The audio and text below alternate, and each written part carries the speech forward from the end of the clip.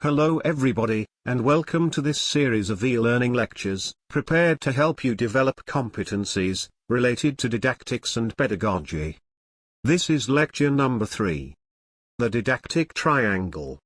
By the end of this lecture, you will be able to define and use the didactic triangle, and its impact on the teaching-learning process. If you have not been here before, then welcome to the UNIV-ENGLISH channel. If you do like videos like this, then, make sure to hit the subscribe button, and also smash the notification bell, to receive notifications, when I produce more videos like this. Also, let me know down the comments, what are the difficulties you are facing right now, so I can use your ideas for future videos. The didactic principles are general principles, that describe a desirable design of the teaching and learning process. They are guiding principles used to concrete technical goals.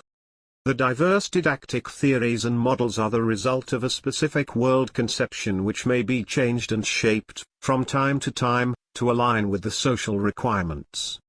The theory of teaching and learning is mainly related to who should learn what with whom, where, how and what for. Learners need to be picked up at their respective levels of competence, and to be involved in effective learning to acquire and develop their skills and classroom strategies. The goal of the learning process is to create meaningful and coherent representations of knowledge, regardless of the quantity and quality of data available. Teachers strive to devise their lectures and courses, depending on the specific composition of these 6 components. We have to choose the appropriate teaching strategy following: target group, location, content, methodology, instruction, objectives and goals. The didactic triangle in which student, teacher, and content form the vertices, or nodes of a triangle, is the classical pattern used to conceptualize teaching and learning, especially in the formal education sector.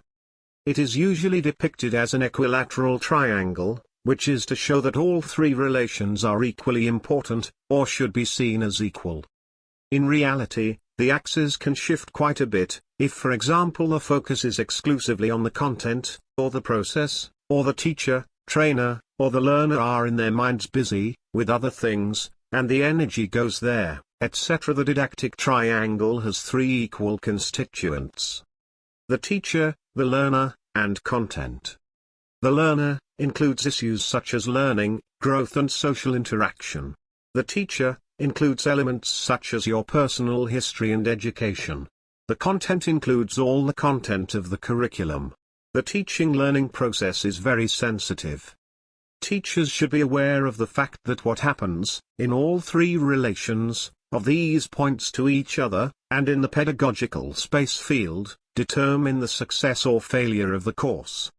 The most simple examples for those relations are the following set of parameters and factors defining the educational system, and the adequate conditions for any teaching-learning situation. 1.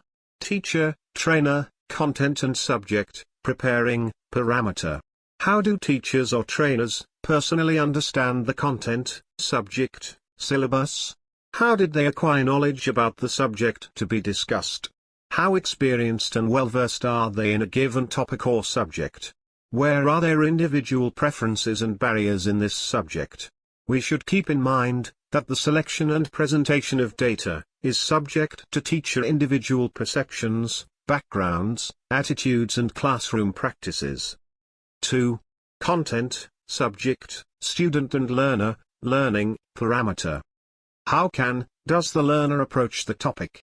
What prior experiences does he or she already have with the topic? What interests and fears assumptions does the topic raise in her or him? What concrete use can he or she make of the content learned? Notice that student learning process is subject to a set of interrelated factors, mainly, classroom experience, interaction and learning, individual perceptions, backgrounds, attitudes, motivation, knowledge, learning strategies. 3. Teacher and trainer, student and learner, teaching parameter. What is the connection between people that meet here? How do we define our roles? What do we know from each other? What is our common history and experience? Such pedagogical relationship is based on interaction and relationship, socio-cultural relations, pedagogical relations, motivation, and support. The teacher acts as a mediator and guide, rather than as a main source of information. Didacticians and practitioners researchers hold that promoting communication, collaboration, and active learning, or learning through discovery. Student-centeredness aims at turning students into independent, autonomous learners, by creating and developing self-motivation and self-regulation skills. Nowadays, the view prevails that the triangle has to be put in a comprehensive social context, which adds a fourth dimension to it, usually shown as a circle around the triangle. But the triangle can also be used to analyze far more complex contexts. 1. The individual learning experience is influenced by your own learning biography.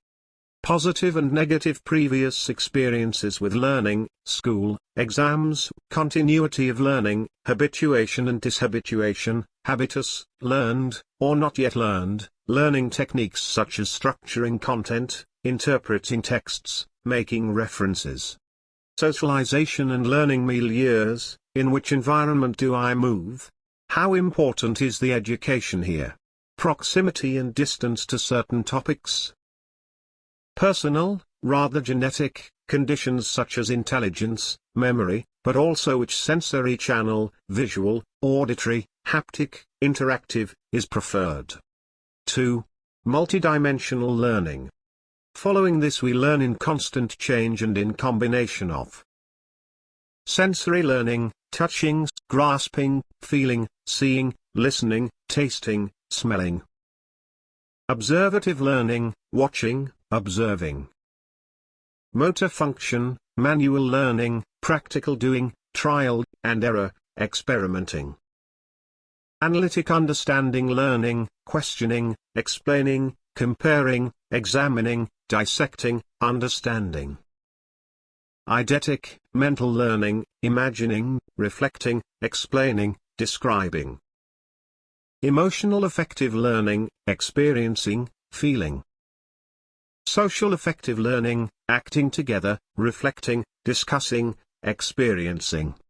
In each learning situation, those learning ways and possibilities are activated that offer themselves from the objective requirements of the task, are available on the part of the learner. The new trend to education classroom activities focuses on the needs of the students, rather than on the needs of the other actors involved in the educational process, by involving students to develop their competencies, and encouraging initiative and decision-making from the part of the student. In this way, learners are encouraged to create and develop their own learning styles. Conclusion. The student-centered approach to teaching and learning differs from the teacher-centered approach in terms of theoretical foundations, the teacher's and the student's role, planning tasks, learning environment, and assessment procedures. Instead of being objective and fixed, knowledge becomes personal, social and cultural as it is constructed by the learner. One of the responsibilities of teachers is to change students' perceptions about the concept of learning, and the value of acquiring new skills.